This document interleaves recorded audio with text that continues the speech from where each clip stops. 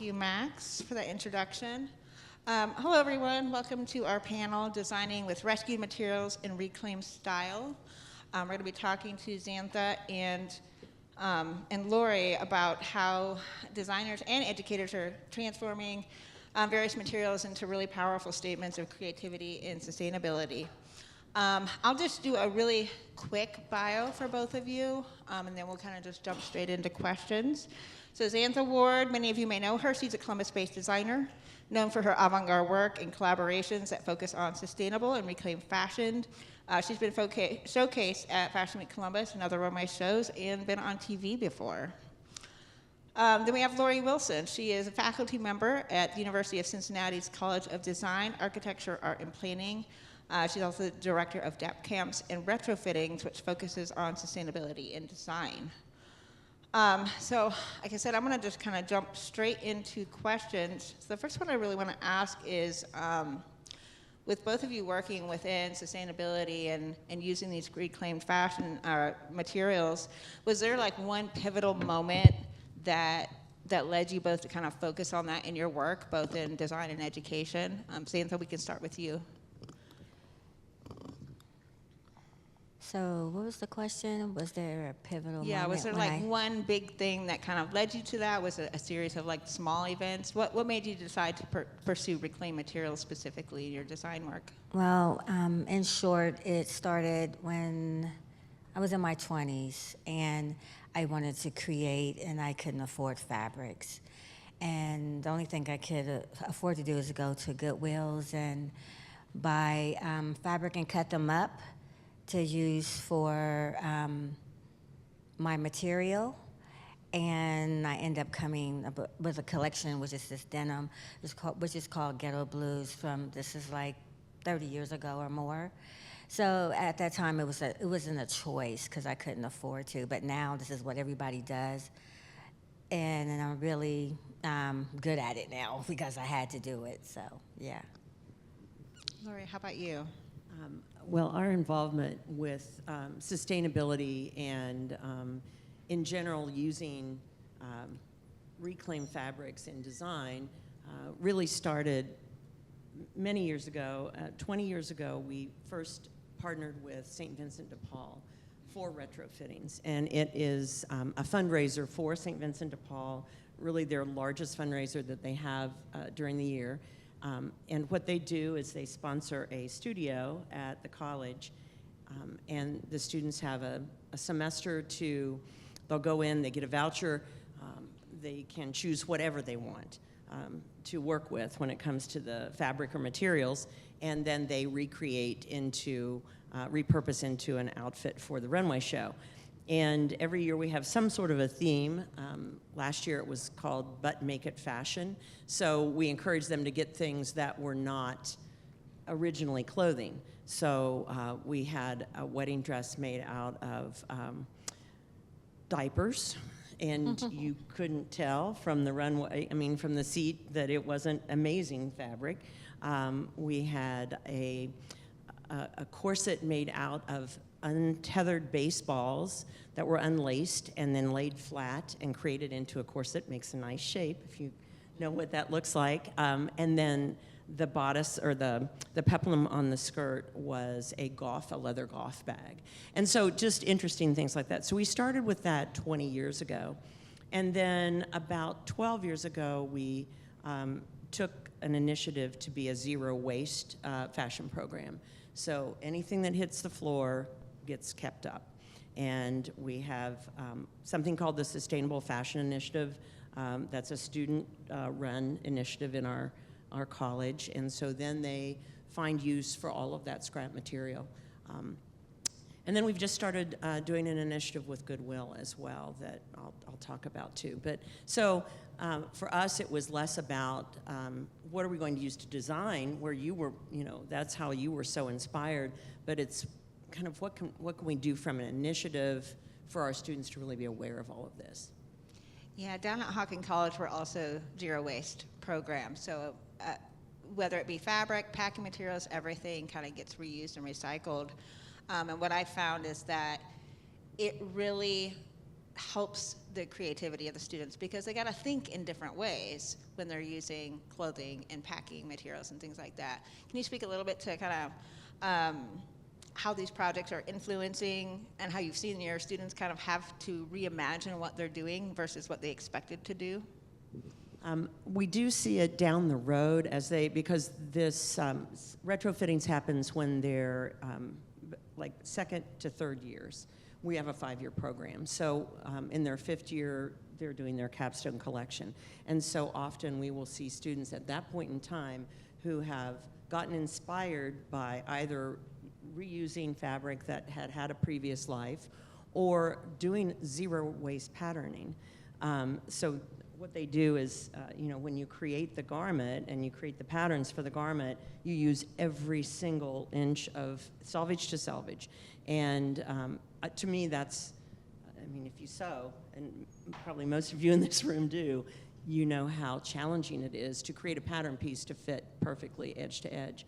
And then last night I mentioned the collection by the young lady, it was called Dear Mackenzie, who was completely reuse, draperies, feed bags, denim, and her entire capstone was completely reused. So we see it inspiring not only the creativity and how can I do things differently, but I think just awareness for them going out into the industry and realizing that, only 1% of the garments that are made now have had a previous life.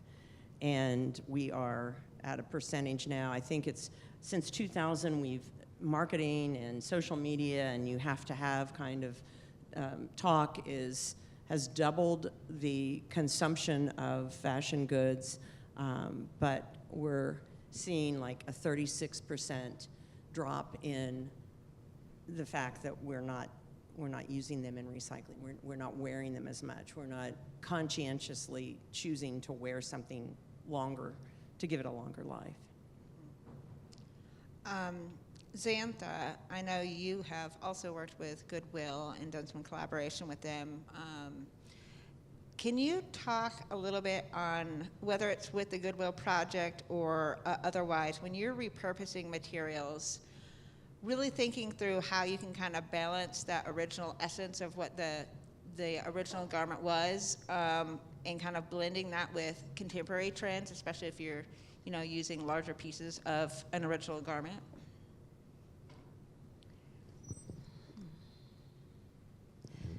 Or are you just ignoring the trends altogether? What? What you're wearing is amazing. Thank you.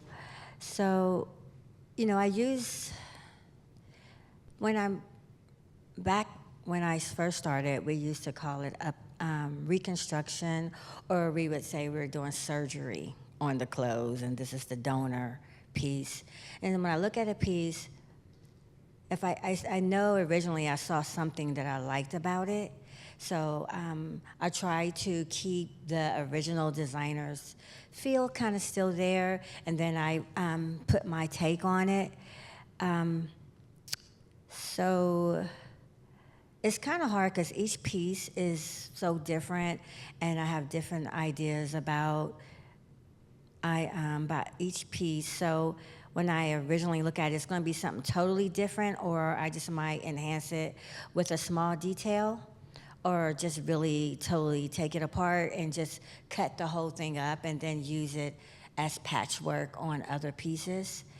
So it's like the piece has to speak to me, so I don't have one way of doing any of it. I know with the denim, I don't like tailored, clean-cut pieces. So I wanted to look reconstructed. I like the edges being raw. And the denim collection is called Ghetto Blues, only because of where it started. And it was hard, but this is what people knew me for is reconstructing denim. So yeah, the item has to speak to me unless a customer request something specific, and it can't be outrageous because I still want to be the designer.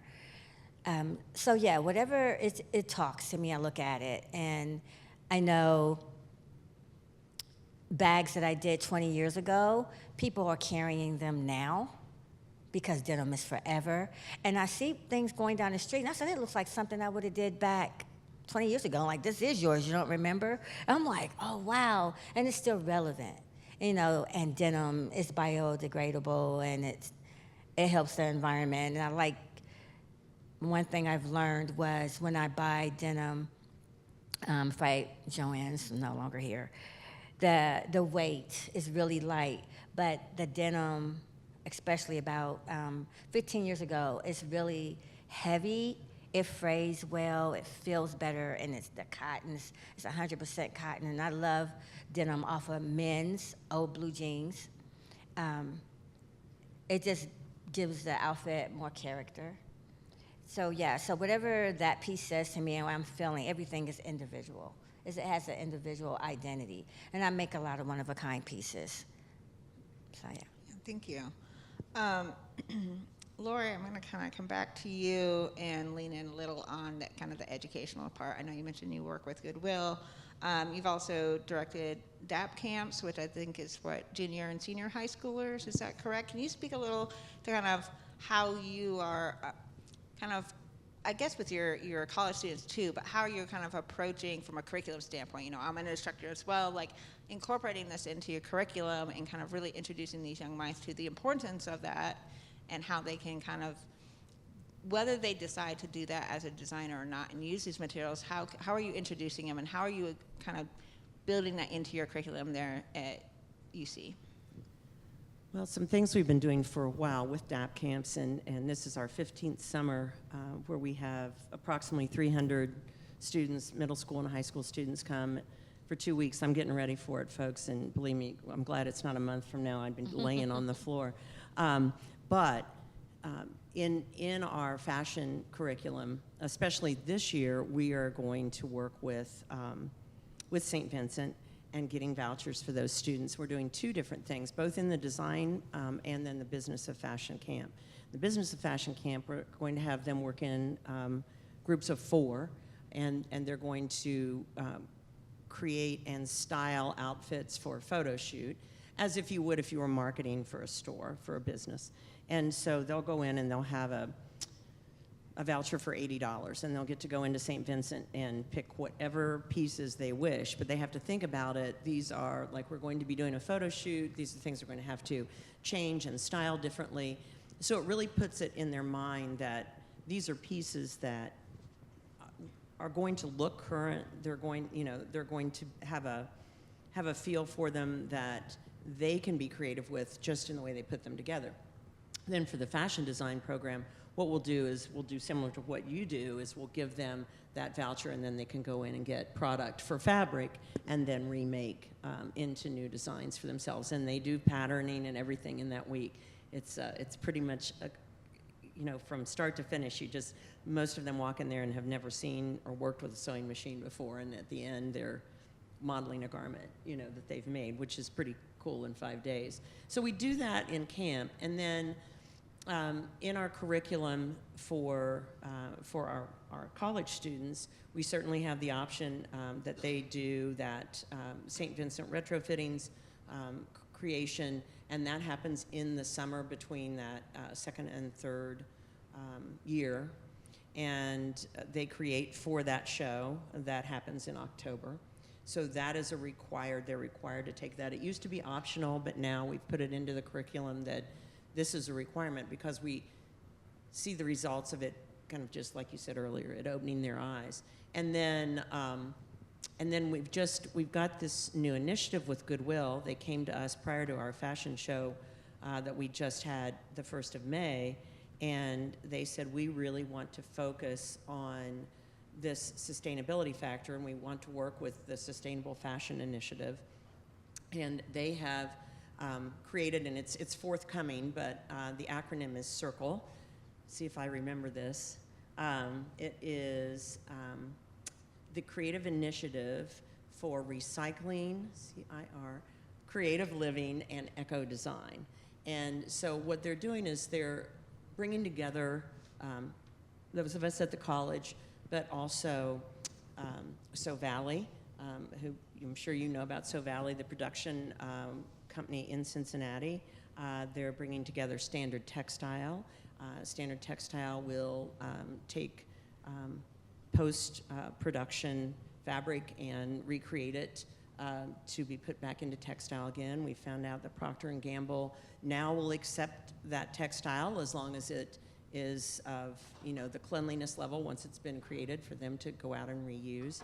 So I think, you know, in Cincinnati, like Columbus, we have so many major organizations and companies that this is no longer just a checklist, you know, and they're just doing it because they have to do something green. They realize that if we don't start doing these things, that the fashion industry as we know it is going to be so harmful to the planet that it's going to have, I mean, it's going to have to change.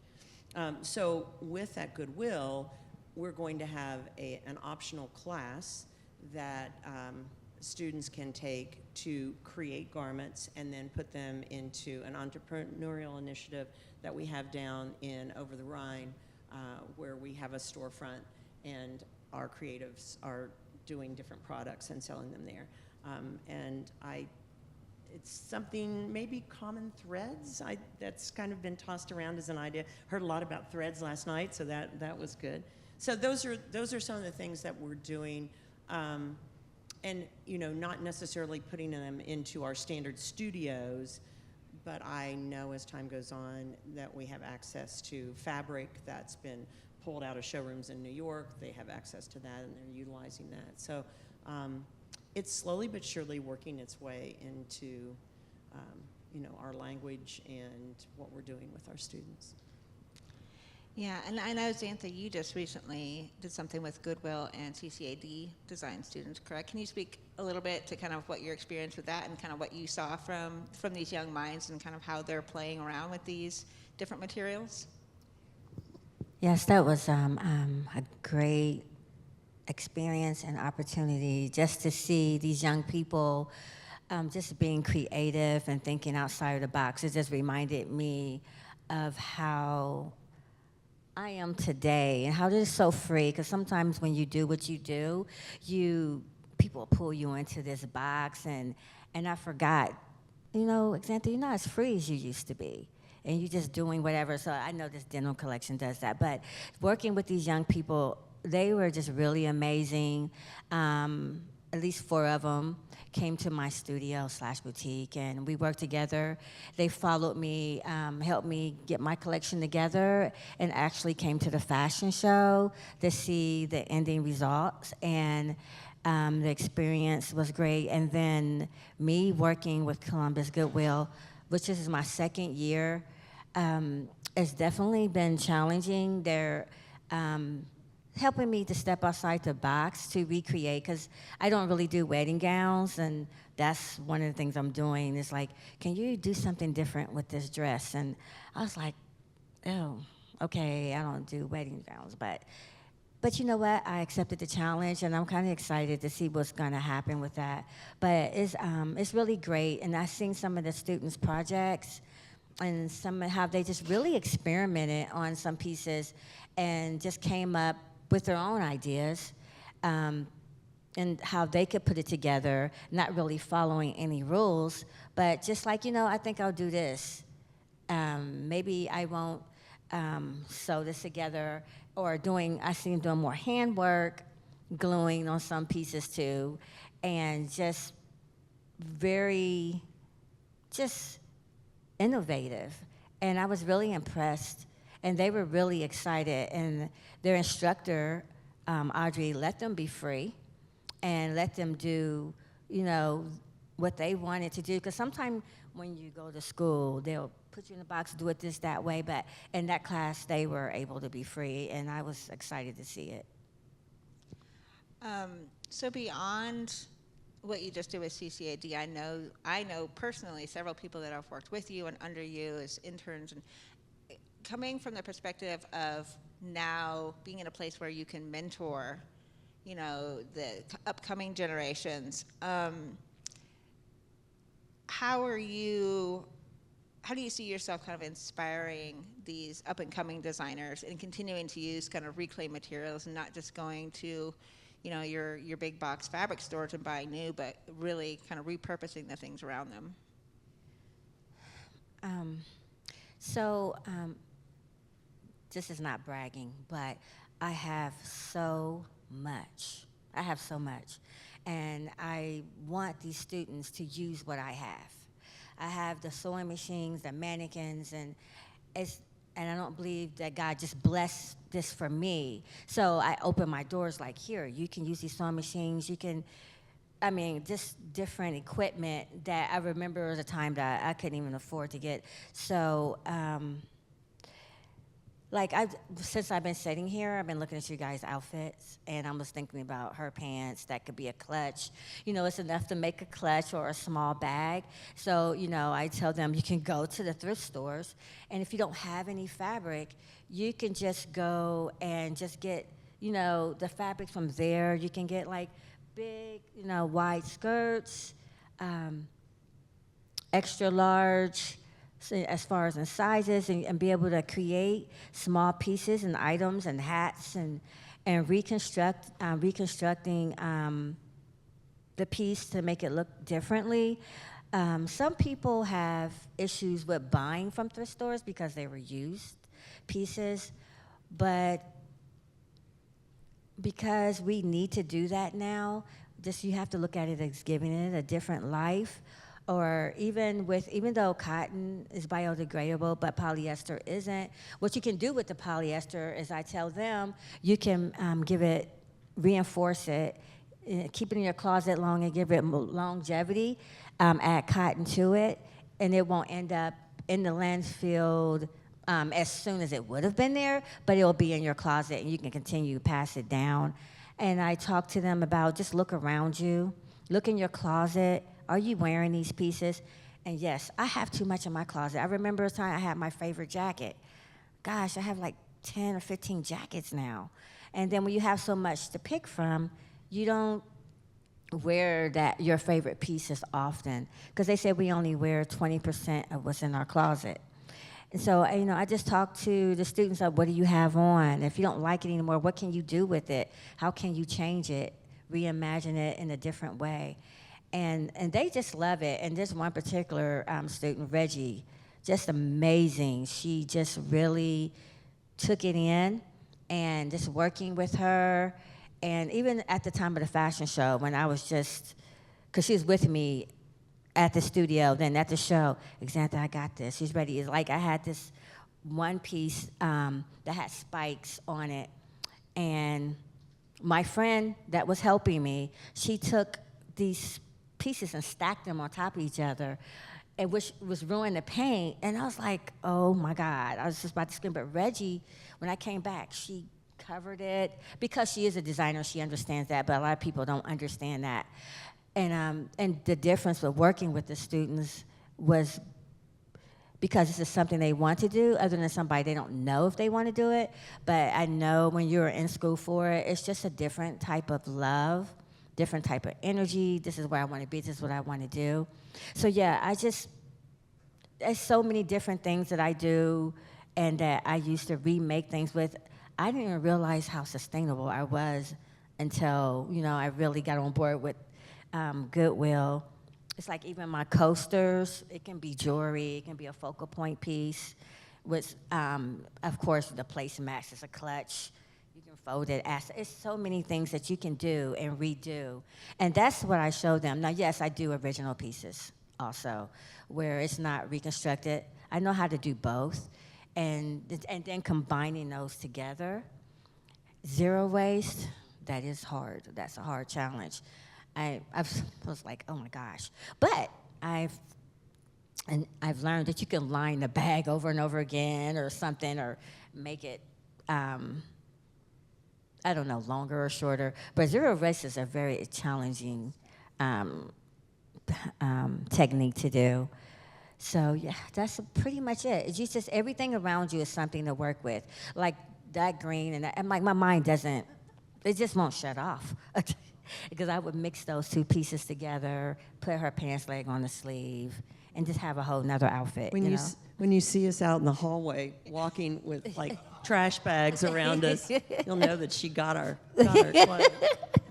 You know, my Be one. looking at these pants now. Like, Yeah, I did something with curtains for the Columbus Goodwill. That outfit was amazing.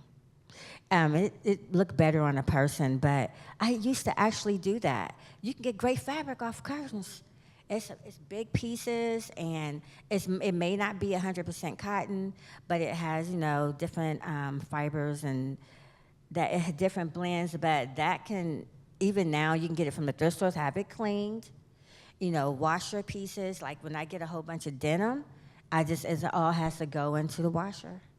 And then you start cutting it up and doing what you're gonna do. And some pieces is not reusable. You just can't do anything with it. But we gotta figure out a way to keep things out of the landfill. I'm not 100% sustainable. I mean, definitely got, you know, we all have a long ways to go to be 100% sustainable, but you can do something. Yeah, what you're talking about with like the curtains and everything, that kind of reminds me, most of you know I grew up Amish, very, very frugal, right? And that's where I learned to sew and pattern make and everything, and I made all the clothes for my family. And fabric was, even then, very expensive, and a lot of times out of reach because we had to travel out of our rural area to even get to a fabric store. But we had a thrift store nearby, and I would go buy sheets and curtains, and I couldn't get super creative because it's very regimented what you're allowed to wear, right? I would do a little bit on the side, just kind of, you know, pretend pieces. But even for everyday wear, I mean, sheets were perfect for that. Sometimes you gotta like watch for the wear spots and kind of work around.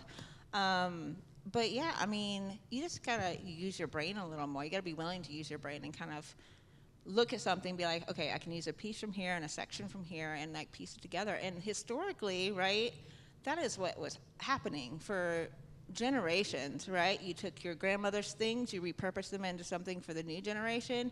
You kind of played around with the trend to see what you could do. If you had to patchwork, you'd do it in places that could. So we have a very long history in the fashion industry of repurposing and reclaiming that doesn't, I don't think, get talked about enough. You know, that it's something that's been done for a long time. We've just maybe lost some of those skills and the ways that we think about things. So kind of as you both have been in this industry for a long time, you know, you've been, both of you, you know, several decades now working in fashion in general and with reclaimed materials. As you've kind of watched the evolution over the years, specifically in kind of repurposed materials, where do you kind of see us going? I mean, I do think we are going to continue to grow. There's definitely more eyeballs on this. There's more conversation in the industry. I have unfortunately seen some textile manufacturers kind of trying to play off of it and creating patchwork, which kind of, I think, kind of ruins the purpose of playing around with that look. But kind of as you're working with your students and kind of having these conversations out with the public, where do you see us going, you know, over the next 5, 15, 20 years? I will say that I'm fascinated, and I mentioned it last night, I'm fascinated with generational trends and, you know, like Gen Alpha, Gen Z, all of that, and what they're interested in. And one thing that we know when you say about what's going to come, right, what's next, one thing that we know about, like, the younger Gen Z and Alpha, which Alphas now were, I think they were from 13, born in 13 and above. So they're young. They're maybe not out with an expense account yet to go buy their own things. But they're very interested in DIY, very, very much so. Also very analog in their thinking. They want to use technology and have it, but they also want to read a real book. They want to hold a real book. They want to have a watch on their arm and not a smartwatch. They want, you know, a regular analog watch.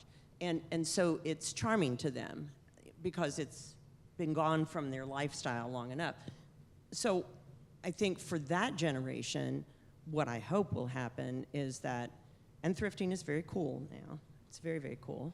when, you know, you see your social media folks posting about what they bought at the thrift store, then everybody, okay, that's cool, I can do that now. So I really feel like at least our students that I'm working with now, I would say 90% of them thrift, and they really love the ability to go and find a unique piece that no one else has, and then put it with something that they've got in their, you know, in their wardrobe, and really change things up. People are really comfortable with being authentic in their fashion now and not having to look like everybody else. I heard somebody say one time about if when you're marketing to kids, they want to be different just like everybody else, you know. And so now I really see that people want to be authentic. They want to be comfortable in what they wear, but they want to be themselves, and that's exciting to me because I think it brings diversity to what's available out there, and designers are going to do new and different things. Something else that you said that I feel is so important in this whole conversation is that fashion goes beyond, it's not just clothing to cover our bodies and keep us warm. It is part of our personality, it's part of our lives. I mean, when I saw you walk in, I'm like, oh my goodness, I gotta know about her, right? I gotta know about you based upon what I saw you have on. And I always called it, it's an inside-out job done from the outside in. You know, we're saying something about ourselves. And so I think the fact that a garment has had another life, it makes it more mysterious, it makes it more interesting, and what life can you give it? Whether you wear it just as it is, you know, and it's a garment from the 70s and you think it's amazing, or whether you rebuild it into something that's brand new. We had a young designer, I think 2 years ago. He's working in New York now, but his collection was a menswear collection. And in his junior year, he lost his father, and unexpectedly, while he was on co-op in New York. And so in his capstone collection, he took all of his dad's ties and he rebuilt them into an amazing blazer, and did all this hand stitch work to you know, connect them all together. And that act of connecting them all together was, it was like a spiritual moment for him to be able to connect with his father. And that piece was just, I mean, everybody just lost their minds on it, and not everybody knew the story. And so I think that is where the future is going to go, that we're going to look at garments differently. We're going to see them as having their own personalities and their own souls, and what do they do for you, the wearer, and what story are you telling with them? So I kind of went on a tirade, sorry. No, I love that. Cynthia? To play off more of what she said, what I love right now is to see the young people having their own identity, individuality. I don't see a lot of trendy stuff like I used to years ago. Like, this is my look, this is my style. Yes, a lot of people are going to thrift stores now, which that's causing price increase because it's a big deal right now. But yeah, I really, unfortunately, it's going to take time to get where we're trying to get to. Fast fashion is really, I would say, well, killing some small businesses, because now, you know, where I do denim and my jackets are like $500, $300, and they can go find a jacket for $25, $50, but it is flimsy. I'm just like, it is a difference. But you can get that same look. Fortunately, I have a clientele and a following, and they kind of know my brands. Like, you're kind of paying for a name. I'm not like a big name as far as Hollywood, but people know my brand. But it's hard to compete with fast fashion and prices as far as my business is concerned. So that's why I focus on making one-of-a-kind pieces. And it's that one look, even though it's a blue jean jacket, but it's made differently, and you're going to be the only one with that denim jacket. So that's what helps me to stay in business and loyal clients. The future is, I think, it's getting better. I think we're going to be slow getting there, because there are a lot of people that need to shop fast fashion. They can't afford to buy some of the higher priced pieces. and they have to dress their kids. And some of this stuff that they're making is made well. And a lot of young people follow trends. So the future, I think we are heading in the right direction, but I do think it's going to take time for us to get there. And only thing we can do is change the world around us. I remember when I was doing this before anybody was talking about this stuff, I thought, oh, I'm the only one doing this. They think this is weird. But now it's like, this is what everybody's doing. And when you're in a position where you don't have what you need, you use what you have, and you're more creative. If you have everything in front of you, like now, I have a wall full of fabric. And then when you have everything, it's just like your creativity is not like, oh, you got too much to pick from. And when I didn't have much, I had more ideas because you have to come up with something. And so even with me, working with denim, I'm really into it now. I'm doing an arts festival, so it's fiber.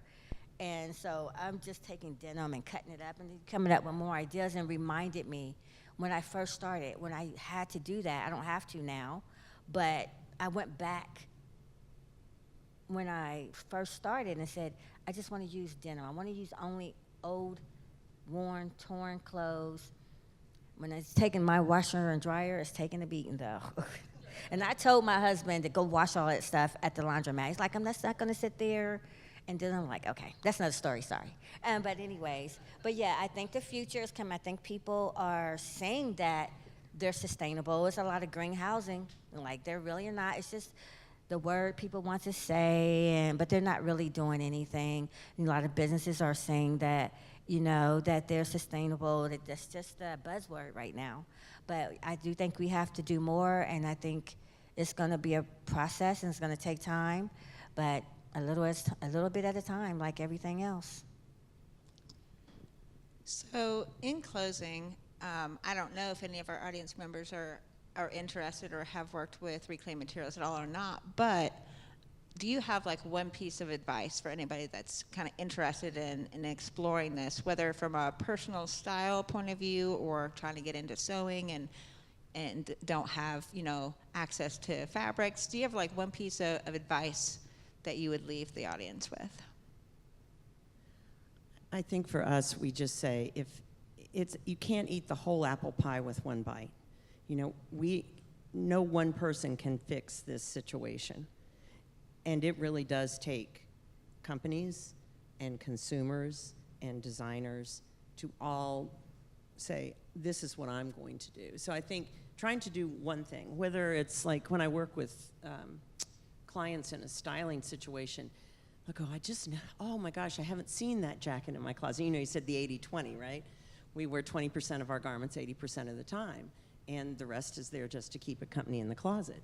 Mm-hmm. And what we challenge people to do is, after you wear something, because we all have our favorite things, and you might wear them 2 or 3 times a week. There's no fashion police at the front door of your company saying, oh, it's the 3rd time on those black pants, sister. No more. But if you will take your hanger, when you hang that garment back up, and turn it the other direction. So if you're right-handed, that means most of your clothes are going to, face that way. That's the way you hang. Turn it the other direction. So when you see a hanger in your closet that's turned and flipped, that means, oh, I've worn that, I've worn that, I've worn that. Something just as simple as that just makes you aware. And so then after 6 months, look in your closet and see what's still there that hasn't been worn. And maybe those need to have a new life. I think the more that we release of our own stuff that we have, the more we'll use what we have. So I think from a consumer standpoint, that's probably would be my recommendation, is just to really analyze what you've got and really use it. It's not there to be, unless it's a special event, a wonderful gown or a wedding garment or whatever. It's meant to be worn. It's meant to be loved. And the Europeans have known this forever. And they create, summer weight wool, and they wear it for years. And we need to kind of have that mindset rather than just consume, I think. Jenta, how about you? From a designer's standpoint, if you want to start designing or creating a collection, one thing I would say, don't let no one's minimum be your maximum. And I just always say that to designers, like, I'm just gonna go as far as here. If you are thinking outside the box, no, you should tone it down. No, no, no. That's how we get uniqueness. This is how we get great ideas and things like that. And look at what you already have, because you have everything you need. There's enough for you, because sometimes, oh, someone stole my idea. No, it's many thousands of ideas. So I would just say, look in your own closet and say, you know, I want to try to design something you was going to donate anyway. Experiment on that piece. Try to do something with that piece alone, and get some glue. Start with some glue. There's some good glues that's permanent out there, okay, you can use. And you can let it set, you can wash it, you can wear it about 5 times. Believe me, I've tried it. Okay, and start experimenting with things that you already have.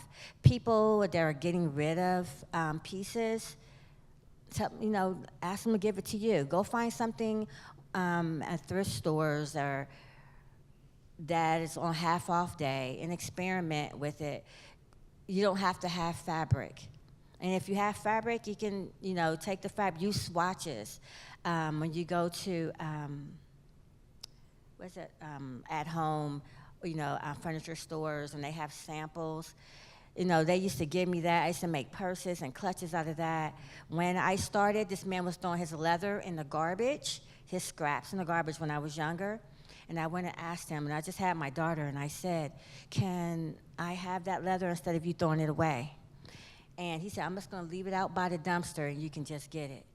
And I kind of want to get emotional, because at that time I was really struggling. But I was a designer. I left the bank. I said, I'm going to be a designer. I didn't know I want to work at the bank. So, and I used to go get that man's leather, and I would make some beautiful pieces with it. Then I wouldn't buy. Now I buy big hides from this man, like Xantha. I'm like, you come a long ways. This out there. Old leather jackets. Start with small earrings. You can do anything you put your mind to. You already have it.